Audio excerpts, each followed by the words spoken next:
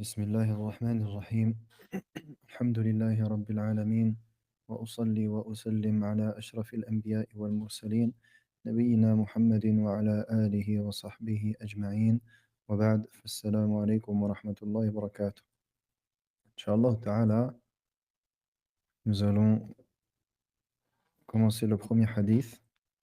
Le cours d'aujourd'hui, exceptionnellement, il sera peut-être d'un peu moins de 30 minutes. Hier, comme vous le savez, nous avons, peut-être certains d'entre vous ont pu assister, nous avons fait une conférence ouverte sur le sujet de la hijra en Arabie Saoudite. Et en principe, le samedi, il y a le cours traduit avec Cheikh Talat Zahran, hafidahullah. Donc, par rapport à cela, il a été reporté aujourd'hui à 19h30. Donc, Inch'Allah, afin de pouvoir faire les deux, il y aura le cours sera plus succinct que d'habitude, mais alhamdulillah, ma la yudraku kulluh, la yutraku kulluh. Ce qu'on ne peut pas faire entièrement, on ne le délaisse pas entièrement. Et d'ailleurs, donc pour ceux qui ont pu assister hier, euh, on a essayé vraiment de faire au mieux. Alors c'était une première, donc au niveau de l'organisation, on a essayé de faire vraiment au maximum. Il y avait énormément de questions, donc pour pouvoir trier et répondre à toutes les questions, c'était pas évident. Ensuite également l'organisation entre les frères. Mais alhamdulillah, j'espère que ça a été profitable. Inch'Allah ta'ala, je vous invite à venir écouter la prochaine partie, Inch'Allah ta'ala. Et naam, certains, ça on en reparlera, mais certains commentaires, des fois, certaines questions, subhanallah, il y a des personnes qui sont vraiment impatientes, subhanallah, et qui pensent qu'on ne répond pas à certaines questions ni volontairement qu'on cache certaines choses. Alors que je pense que j'ai pas à ma connaissance de personnes ayant fait ça avant nous. Et à l'inverse, c'est plutôt tout l'inverse. La plupart du temps, les gens ne veulent pas parler de ces choses-là, comme il n'avait pas le frère Asdin. On a essayé de faire l'inverse. Al-Muhim. Donc, Inch'Allah Ta'ala, nous allons commencer. Alors, je vais vous partager mon écran, comme je vous avais dit. Et ce que l'on va faire, Inch'Allah Ta'ala, Taïb. Est-ce que vous voyez bien mon écran? Est-ce que vous pouvez me confirmer que vous voyez bien mon écran? Taïb. Donc là, qu'est-ce que nous avons? Nous avons un hadith. Donc ici, il y a An-Nawawi, rahimahullah ta'ala, il a organisé son recueil de hadith d'une certaine manière. Les recueils de hadith ne sont pas tous organisés de la même manière. Taïb. Il se peut que nous ayons des recueils de hadith dans lesquels il y a des titres de chapitres, donc ce qu'on appelle en arabe at-tarjama. Et at-tarjama, ça va nous donner un aperçu de la raison pour laquelle le hadith va être cité. Et certains ulama ont donné une très grande importance à cela. Parmi ces derniers, nous avons al-Bukhari, rahimahullah ta'ala, et son fiqh. Le fiqh, le ilm, la science d'Al-Bukhari, il se trouve où? Il se trouve dans ses tarajum. Il se trouve dans les titres de chapitres qu'il a mis dans ses livres. Donc, en lisant le titre du chapitre, tu comprends la raison pour laquelle l'auteur, il a rapporté ce hadith. Car il se peut qu'un même hadith, il le rapporte dans des chapitres différents. Je parle de l'imam Al-Bukhari à titre d'exemple. Ensuite, on a d'autres recueils de hadith où nous n'avons pas de titre de chapitre. Et ici, An-Nawawi, rahimahullah ta'ala, a adopté ce style. C'est-à-dire qu'il se suffit de dénombrer le hadith. Donc, ici, nous avons Al-Hadithul Awwal, le premier hadith. Al-Hadithu Al-Awwalu, le premier hadith. Al-Hadith, vous connaissez, Al-Awwalu qui veut dire le premier. Et il se suffit de cela. Vous voyez. Ensuite, la deuxième chose, c'est quoi? عن أمير المؤمنين أبي حفص عمر بن الخطاب رضي الله عنه قال سمعت رسول الله صلى الله عليه وسلم يقول. Donc ici, nous avons premièrement le rapporteur du hadith. Donc un hadith, qu'est-ce qu'il contient? Il contient un matn, donc il contient un texte et il contient ce que l'on appelle as-sanad, la chaîne de transmission.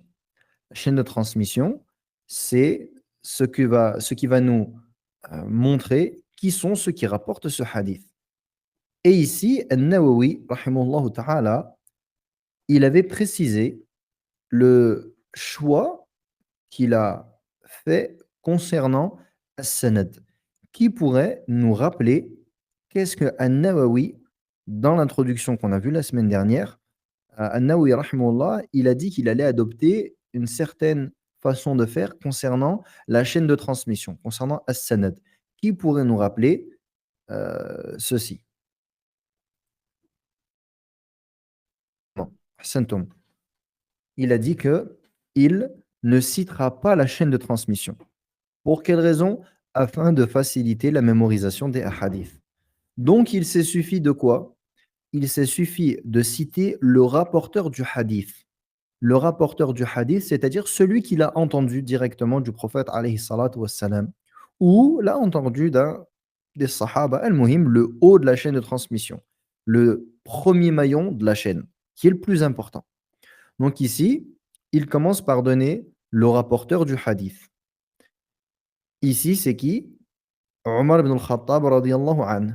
Et volontairement, qu'est-ce qu'il fait An-Nawawi parmi les choses qu'il a fait dans son recueil, c'est que il cite, lorsqu'il le peut, la kunya et le nom de, du rapporteur. Donc ici, il a donné plusieurs choses. Amir al-Mu'minin, ça c'est al-laqab, c'est le surnom entre guillemets. Amir al-Mu'minin, le prince des croyants. Amir, le prince, le chef. Al-Mu'minin, croyant. Donc Amir al-Mu'minin, ça veut dire le chef, le prince des croyants. D'après Amir al-Mu'minin, Abi Hafs. Abu Hafs, c'est la kunya de Omar ibn Khattab. La kunya, c'est le fait d'avoir un surnom en fonction d'un nom de ses enfants. Mais cela n'implique pas forcément que c'est dû au nom de l'enfant. Et ici, Wallahu alam, certaines personnes disent que Omar c'est Abu Hafs, yani par rapport à sa fille Hafsa. Sauf que, en vérité, comme l'ont dit plusieurs savants, et c'est ce qui apparaît comme étant le plus juste, c'est que Abu Hafs, c'est sa kunya, mais qu'il n'a pas d'enfant qui s'appelle Hafs. Car on a la kunya Abu Hafsa. Hafsa, c'est un nom, et Hafs, c'est un nom aussi. Hafsa et Hafs sont deux noms différents. Et donc ici, Abu Hafs, c'est sa kunya. Est-ce qu'il a un enfant du nom de Hafs? Pas que l'on sache. Donc sa kunya, c'est Abu Hafs. Taïb. Donc ici, on a le laqab et la kunya. Omar ibn al-Khattab. Omar, son prénom. Ibn al-Khattab, fils de al-Khattab. Quel est le nom de son père? Al-Khattab. Radiallahu anhu. قال, il dit, سمعت رسول الله صلى الله عليه وسلم يقول, j'ai entendu, سمعت رسول الله, le messager d'Allah صلى الله عليه وسلم, يقول, dire. Et ici, qu'est-ce que l'on a? On a al-matn, le texte du hadith, la parole du prophète alayhi salatu wassalam. Et ensuite, qu'est-ce que l'on a? On a ce qu'on appelle at-takhrij. At-takhrij, c'est où est-ce que ce hadith il a été rapporté. On a le rapporteur, le haut de la chaîne de transmission. Et ce hadith, par la suite, il a été mis dans un recueil de hadiths. Et les recueils de hadiths principaux sont au nombre de combien? Les principaux. Il y en a beaucoup, mais les principaux, ils sont au nombre de combien? Les recueils de hadiths. Deux, plus que ça. Les deux, c'est Bukhari et Muslim, c'est les deux, ça c'est ce qu'on appelle as-sahihan, les authentiques. Moi, je parle des recueils de manière générale. C'est al-kutub as-sitta. Nous sammiha al-kutub as-sitta. Nous les appelons les 6 livres qui sont al-Bukhari, Muslim. Les deux là, on appelle ça as-sihah, les authentiques. Donc c'est sahih al-Bukhari et Sahih Muslim. Donc ces deux-là, c'est as-Sihah, les authentiques. Ensuite, nous avons 4 autres qui sont as-Sunan, qui sont as-Sunan, qui sont Abu Daoud, Ibn Majah, An-Nasa'i et At-Tirmidhi. Donc ces 4-là sont ce qu'on appelle as-Sunan.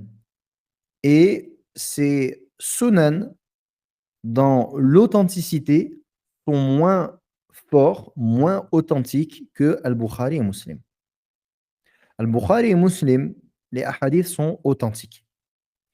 As-Sunan, certains sont authentiques et certains ne sont pas authentiques. Et parfois, ceci est volontaire de la part de l'auteur de ces recueils de hadiths, afin de montrer que tel hadith, il est faible. Il le rapporte volontairement, sache. Al-Muhim. Donc ça, c'est ce qu'on appelle ici, c'est at-takhrij. Donc, où est-ce que ce hadith, il est, chez qui ce hadith, il est recueilli? Dans quel recueil de hadith? Où est-ce qu'il se trouve? Et ici, en l'occurrence, c'est chez Al-Bukhari et Muslim. Si on regarde ici, Rawahu Muslim. Muslim l'a rapporté. Ici, Rawahu Al-Bukhari wa Muslim. L'a rapporté Al-Bukhari et Muslim. Rawahu al-Bukhari wa Muslim. Et on a dit que l'auteur, dans lui-même, l'auteur plutôt, il a dit dans son introduction que la majorité des ahadiths sont d'Al-Bukhari et Muslim. Et qu'il s'est attelé à citer uniquement des ahadiths qui sont authentiques. Et c'est le cas dans l'ensemble, hormis quelques ahadiths. Mais cela ne cause pas vraiment de tort, car même si l'authenticité peut être à discuter, le sens reste juste dans tous les cas concernant les hadiths qu'il a rapportés. Donc ça, c'est une Boulough al-Maram, non. Boulough al-Maram, justement, il rapporte des hadiths qui sont dans ces 6 livres. Il rapporte des hadiths qui sont dans ces 6 livres. Boulough al-Maram, c'est comme Ibn Hajar, rahimahullah, il est arrivé après An-Nawawi. Et donc, il est du même. Khalas, à partir de cette époque-là, il n'y a plus de recueil de hadiths. Les recueils des hadiths mères, les livres mères de hadiths, ils sont rapportés dans les premiers siècles de l'islam. Passé cela, il n'y a plus de recueil de hadiths car les hadiths ont été khalas, rassemblés dans les livres principaux. On a parlé de 6, il y en a d'autres. Al-Muwatta, l'Imam Malik, Al-Musnad, Al-Masanid, etc. Al-Muhim, on ne rentre pas là-dedans. Ça, c'est une introduction pour que vous compreniez comment est-ce que yani un hadith, comment est-ce qu'on a le hadith. طيب. Ça, c'est concernant le hadith dans Shan Nawawi, comment est-ce que ça se présente. طيب. Maintenant, autre point, point suivant, c'est comment est-ce que l'on fait pour étudier et comprendre un hadith. كيف ندرس وكيف نفهم الحديث. طيب. أول شيء هو فك الألفاظ أو بيان معاني ألفاظ الحديث. La première chose, de comprendre les mots, les sens du hadith. Donc ça, c'est la première étape. Yani, que toutes les phrases soient et tous les mots soient clairs pour toi. Et ici, évidemment, c'est la première chose, c'est quoi? C'est en arabe. Inch'Allah ta'ala, on va essayer, c'est pour ça que je vous partage l'écran et que je vous partage en arabe et pas en français, volontairement, afin que on essaye de s'exercer et de comprendre chaque mot. Et si tu apprends, tu mémorises un hadith par semaine et que tu te rappelles, tu prends des notes concernant chaque mot et que tu avances comme ça tout au long, Inch'Allah ta'ala, tu verras que d'ici 1 mois, 2 mois, tu auras appris beaucoup de vocabulaire. Et tu trouveras que tu auras avancé bi'idhnillahi ta'ala. Taïb. Et ceux qui font des cours d'arabe à côté, ça aide énormément et c'est ce qu'il faut faire. Et n'oubliez pas que la base de la science, c'est la langue arabe. Donc la première chose, sur les sens, les termes, les mots qui sont dans le hadith. Taïb. Ensuite, qu'est-ce que l'on a? Fawaidul hadith. Quelles sont les leçons? Quelles sont les règles que l'on tire du hadith? لأن الحكم عن الشيء فرع عن تصوره. Et comme la règle bien connue le stipule, le fait de porter un jugement sur une chose est, découle de la compréhension de celle-ci. Si tu veux tirer des jugements du hadith, dire que ce hadith implique que la prière est obligatoire, dire que ce hadith implique que l'intention, an-niyya, est obligatoire dans les œuvres. Ça, c'est un jugement. Tu as tiré un jugement de ce hadith. Comment peux-tu tirer un jugement du hadith? Tu l'as pas compris. Et c'est pour cela que dans un premier temps, il est extrêmement important de comprendre l'essence du hadith. Qu'est-ce que veut dire ce hadith? Quels sont les termes? Yani, cette phrase du hadith, est-ce qu'elle est claire pour moi? Puis celle-ci, puis celle-ci. Est-ce que tous les mots du hadith sont clairs? Une fois que ceci est fait, alors la deuxième étape, c'est al-fawaid. Tirer des leçons, des jugements de ce hadith. Et chacun des hadiths, il comporte des règles fondamentales, comme Al-Nawawi l'a dit dans son introduction. Et ça, il faut que tu t'en rappelles tout au long de l'étude de ce livre. C'est que chaque hadith comporte une ou plusieurs règles fondamentales de la religion. Fondamentales, fondamentales. Ce ne sont pas des règles qui sont secondaires ou tertiaires, ce sont des règles qui sont primaires, élémentaires. Donc tu te dois de comprendre cela.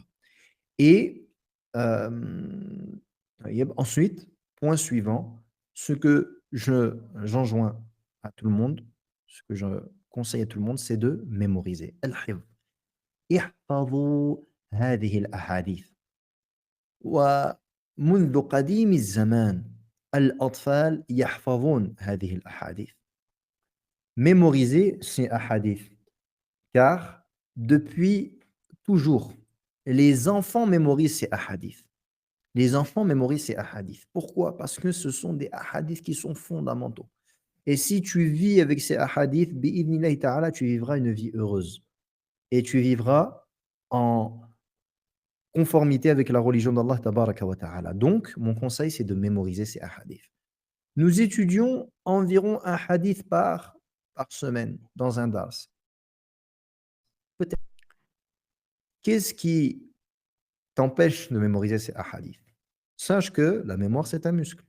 Et il se peut qu'au début, les choses, les choses soient difficiles, que tu mettes du temps. Et je l'ai déjà précisé dans certains de mes cours, à titre personnel, j'ai commencé à mémoriser, et en plus de cela, le Coran, et c'était très difficile. Yani une demi-page, wallahi, et quand je dis du Fajr jusqu'à après l'Aïcha, je n'exagère pas. Et à ce moment-là, j'étais dans une école de Coran, donc je n'avais pas d'autres préoccupations. Du Fajr jusqu'à après l'Aïcha, je n'arrivais pas à mémoriser une demi-page. La demi-page ne rentrait pas dans ma tête. Et c'était très difficile. Et ça a duré comme ça longtemps. Ça a duré des mois.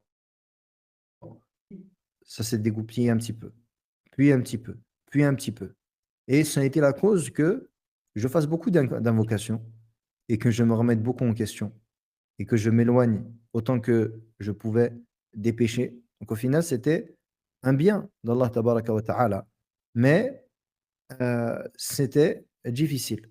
Mais avec les du'a et la persévérance, alhamdulillah, on avance.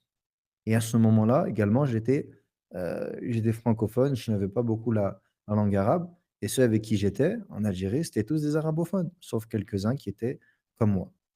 Puis le temps passe, les années passent. Et aujourd'hui, malheureusement, énormément ont arrêté les études. Et moi qui partais dans les derniers, alhamdoulilah, par la grâce d'Allah subhanahu wa ta'ala seul, et on lui demande de ses bienfaits, on lui demande de nous préserver tous et de nous faire vivre et mourir sur la science, tous.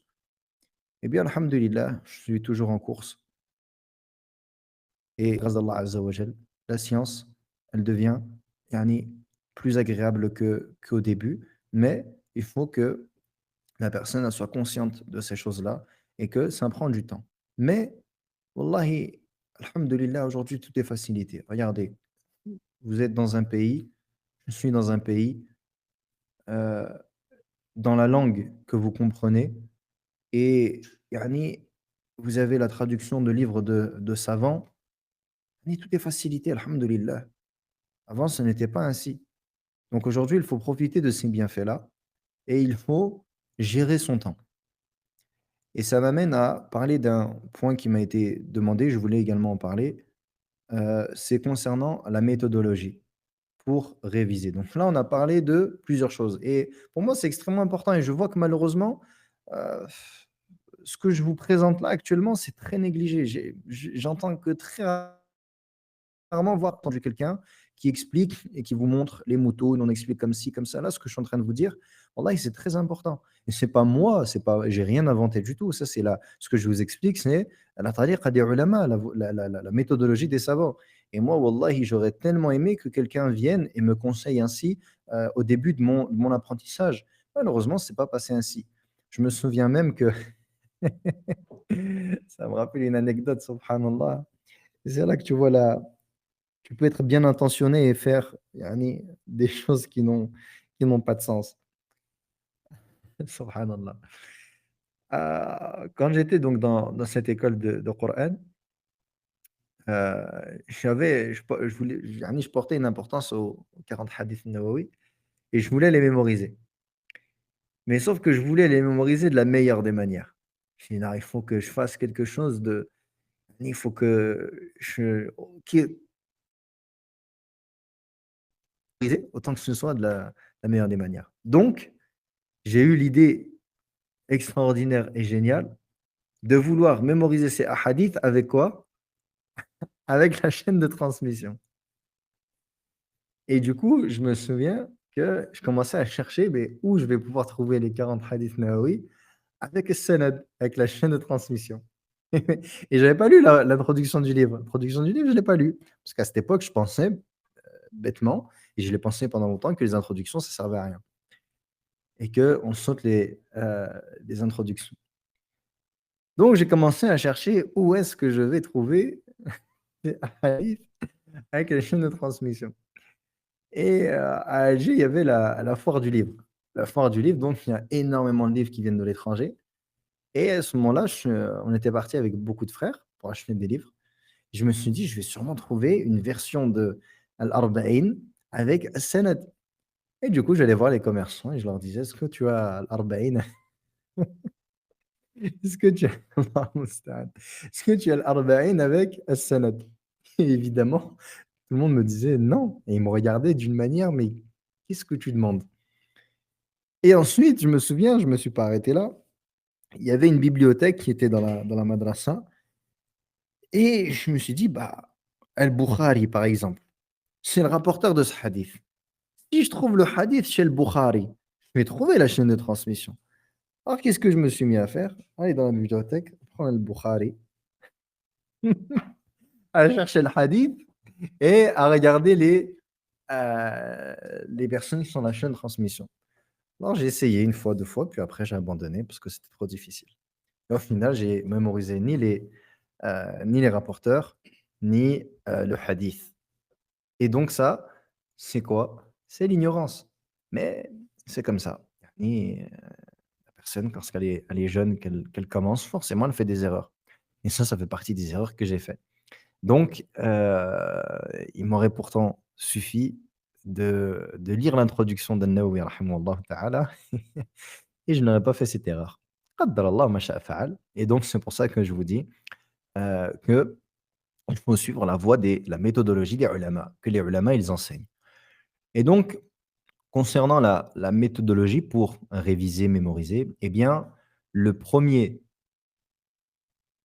fondement et en vérité, c'est le plus important et c'est la clé et retenez bien, il n'y a rien de secret, il n'y a rien d'extraordinaire, c'est at-takrar, la répétition.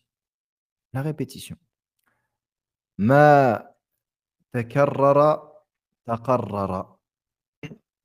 Ce qui est répété est ancré. Ce qui est répété est ancré. Et ça, c'est une règle. Donc le hadith, tu vas heu, le hadith, tu vas le prendre et tu vas essayer de le mémoriser. Comment est-ce que tu vas le mémoriser? Par morceaux. Par exemple, vous voyez ici une virgule. On a le hadith. Tu commences par exemple, bah, forcément, tu commences par la chaîne, le rapporteur. عن أمير المؤمنين أبي حفص عمر بن الخطاب رضي الله عنه قال سمعت رسول الله صلى الله عليه وسلم. Au début, tu vas arriver sûrement à dire عن أمير المؤمنين et tu vas réfléchir. Ensuite, Abi Hafs, Abi Hafs, Abi Hafs, et tu répètes. An Amir al-Mu'minin, Abi Hafs, et tu répètes. Une fois que tu as révisé la première partie, une fois que tu as pris la première partie, eh bien, tu vas prendre cette partie, tu vas la répéter plusieurs fois. 5 fois, 10 fois. عن أمير المؤمنين أبي حفص عمر بن الخطاب رضي الله عنه قال سمعت رسول الله صلى الله عليه وسلم يقول. Et tu comptes. Moi, je vous conseille de prendre une feuille et de faire un trait. Moi, c'est généralement ce que je fais, ou je fais avec mes doigts, comme quand on fait le tasbih avec les doigts. عن أمير المؤمنين أبي حفص عمر بن الخطاب رضي الله عنه قال سمعت رسول الله صلى الله عليه وسلم يقول. Et tu le dis, et tu répètes, et tu essaies de le répéter de plus en plus vite. Une fois que tu as fait ça, tu passes à la partie suivante. إنما الأعمال بالنيات إنما الأعمال بالنيات إنما الأعمال بالنيات. Une fois que tu as répété plusieurs fois en regardant, tu fermes les yeux et tu répètes. Faites attention, on commence à compter une fois qu'on a fermé les yeux ou qu'on regarde autre part. Et ça, c'est pareil. Ça fait partie des erreurs qui m'ont fait perdre des mois dans la mémorisation du Coran. Parce que personne ne m'avait expliqué que at-takrar, c'est pas en regardant, la répétition, c'est pas en regardant, mais c'est euh, par cœur. Donc, une fois que tu as réussi à faire une phrase, tu as réussi à assembler les mots, même en hésitant un petit peu. Innama al-a'malu bin-niyyat. Khalas, tu as réussi à le faire une fois, même difficilement. Tu commences à compter. Tu fais 10 fois. Innama al-a'malu bin-niyyat, innama al-a'malu bin-niyyat, innama al-a'malu bin-niyyat, et tu répètes. La répétition doit se faire à voix haute. Quelqu'un me demande, existe-t-il un livre ou un PDF ou autre recensant la méthodologie? Notez ce que je vous dis, c'est déjà très très bien. Et ce que je vous donne, c'est vraiment important. Wallahi que je vous jure qu'il y a pas beaucoup de personnes qui vous donnent des méthodologies comme ça, parce que malheureusement, il y en a même aussi pas beaucoup qui appliquent cela. Et ça ne veut pas dire que ceux qui ne parlent pas de ça ne le font pas, hein. C'est juste que parfois, certaines personnes, pour eux, c'est logique, mais ils pensent que ça l'est également pour les autres. Donc, tu répètes 10 fois. Ensuite, tu passes à la partie suivante, jusqu'à la fin du hadith. Et ensuite, tu prends le hadith en entier et tu le répètes. Ça, tu vas faire des séances de mémorisation. Tu ne vas pas le faire en une seule fois. Taïb, une fois, ça ne suffit pas. Toi, tu as une semaine. Mettons que tu veuilles mémoriser un hadith par semaine. Tu as une semaine devant toi. Ce que tu fais, c'est que tous les jours, tu prends un temps et tu répètes. Et tu te fixes un minimum. Taïb. Tu te dis tous les jours, il faut que j'ai répété le hadith 20 fois par cœur. Et ce que je vous conseille de faire, pour ceux qui ont la possibilité, c'est de réciter à quelqu'un. De réciter à quelqu'un qui au moins sait lire l'arabe, même si elle ne mémorise pas, que la personne sache lire l'arabe et qu'elle puisse vous corriger. Encore une fois, aujourd'hui, alhamdoulilah, les choses sont facilitées. Tu n'as personne avec toi, qu'est-ce que tu peux faire? Eh bien, tu peux tout simplement appeler quelqu'un. Tu fais connaissance ou tu demandes. Et le meilleur du meilleur, évidemment, c'est un professeur. Donc peut-être que ceux qui font des sœurs qui font des cours de Coran, peut-être que ta professeure peut te laisser lui réciter. Même si elle ne mémorise pas, au moins elle peut te reprendre puisqu'elle aura le livre devant elle. Et si tu n'as pas cette possibilité, taïeb, il y a encore une autre possibilité. Et moi, c'est s'enregistrer. Tu t'enregistres, tu partages à personne, tu mets l'enregistrement pour toi, tu mets à voix haute et tu t'écoutes. Et ça, c'est quelque chose que j'aime bien faire quand je mémorise. Si j'ai pas la possibilité de réciter à quelqu'un, minimum, je m'enregistre et je me réécoute après. Et du coup, ça te permet en fait, toi, de te corriger en regardant et tu te corriges toi-même. Et c'est tellement gênant de s'écouter et c'est tellement gênant de s'entendre faire des erreurs que généralement, tu vas faire plus attention et tu vas être plus attentif par rapport à ton erreur la fois d'après. Et le muhim, donc, c'est de se fixer un objectif comme cela et dans la semaine, d'étaler. et ça sert à rien de faire des sessions de 2 heures, surtout pour la mémorisation. Moi, je vous conseille de faire entre 20 et 30 minutes, ça va très bien, pour la mémorisation. Et il faut différencier la mémorisation et la révision de, des connaissances. Des connaissances, c'est-à-dire lorsque l'on va dire, par exemple, ce hadith, il comporte comme fawaïd, comme jugement, comme règle, comme leçon, ceci et cela. Et là, tu vas prendre des notes. Ça va être en français généralement, sauf pour celui qui a la capacité d'écrire en arabe. Et celui qui a la capacité de faire ça en arabe, il n'a rien à faire dans mes cours, qu'il a écouté directement les ulama. Et donc, ça, c'est 2 choses différentes. On a ce qu'on appelle al-mahfouz et al-mafhoum. Al-mahfouz, c'est ce que l'on mémorise et al-mafhoum, c'est ce que l'on comprend. Donc on a la mémorisation et la compréhension, c'est 2 choses différentes. La mémorisation, c'est la tariqa que je vous ai donnée. Ça, c'est une très bonne façon de faire pour mémoriser et il y a rien de et dites-vous une chose, vous voulez que ce soit plus ancré, bah, répétez plus. 20 fois, 30, 50, 100, plus vous répéterez et plus vous allez, hem et plus ça va être enregistré. Taïb, ça va être enregistré et je vous enverrai le lien de, un récitateur, c'est Sini, qui récite les 40 hadiths an-Nawawi, yani qui récite pas comme du Coran, mais yani المهم qui lit les hadiths et vous pouvez vous aider de ça, par exemple et écouter, écouter, écouter. Ça aussi, ça aide beaucoup à la mémorisation. Et ensuite, pour réviser les cours, donc la compréhension, al-mafhoum, eh bien, comment est-ce que l'on fait cela? On fait cela par la relecture et la révision à plusieurs, ce qu'on appelle al-mudhakara. Et ça, c'est la meilleure chose. Al-mudhakara, c'est réviser avec quelqu'un, réviser avec un binôme. Et ça, c'est excellent. C'est l'une des meilleures façons de se rappeler de la science. Et moi, je le vois, ce que j'ai fait avec les frères en mudhakara, ou que j'ai enseigné, c'est ancré dans, c'est ancré. C'est vraiment ancré et l'équivalent pour le Coran, c'est le fait de réciter en prière et en particulier de réciter, de diriger la prière pour ceux qui ont la capacité, pour ce qui concerne le Coran. Dans les grandes lignes, ça c'est, heu, la une façon de faire. Quand on ne trouve pas de binôme. Comme j'ai dit, c'est pas une condition. On peut faire avec, les audios, on peut faire, en s'enregistrant. Et répéter soi-même, et également prendre quelqu'un. Tu prends quelqu'un à côté de toi, quelqu'un de ta famille, n'importe qui, tu lui expliques. Tu dis: «Viens, j'ai appris un hadith, j'aimerais bien t'en parler» et tu lui expliques la chose. Tu lui expliques la chose, tu lui expliques ce que tu as appris. Quand on a mémorisé plusieurs hadiths, comment réviser les anciens? On répète tous les jours aussi. Il faut un wird. Ça, bi'idhnillah, rappelez-le-moi de vous en parler la semaine prochaine, inch'Allah ta'ala. Rappelez-moi de vous parler la semaine prochaine, inch'Allah ta'ala, de la révision de ce que l'on a appris. Comment est-ce que ça se fait? Mais dans les grandes lignes, c'est ce qu'on appelle le wird. C'est que tu répètes tous les jours.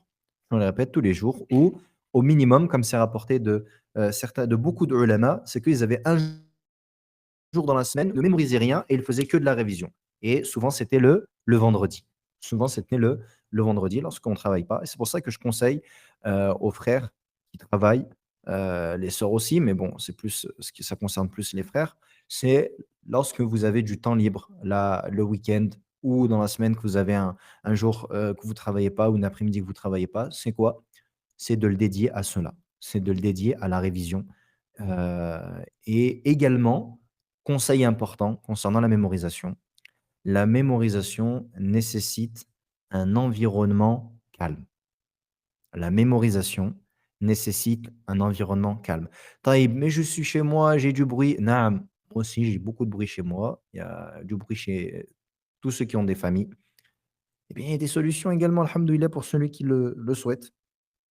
Parmi ces solutions-là, une paire d'écouteurs et moi, j'aime beaucoup faire ça, ce qu'on appelle les bruits blancs.